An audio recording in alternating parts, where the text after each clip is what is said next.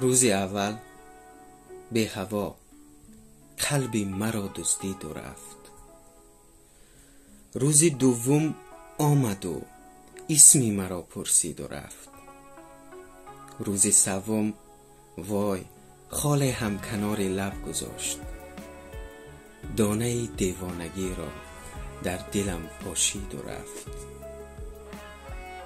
روز چهارم دانه اش گل داد و او با زیرکی این غزل را از لبم نه از نگاهم چید و رفت.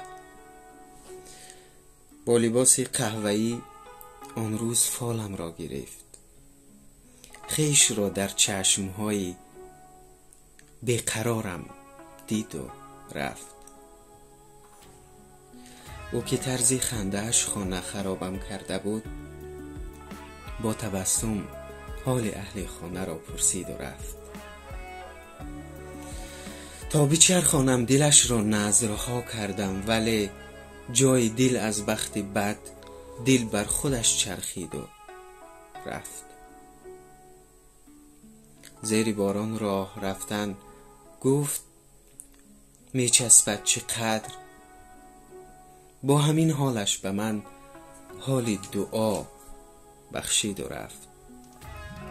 استجابت شد چه باران گرفتان شب، ولی به من و بارانیش را پا شد و پوشید و رفت.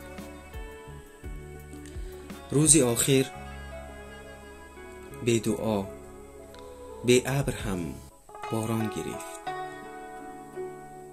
دید اشکم را، نمیدانم چرا خندید و رفت.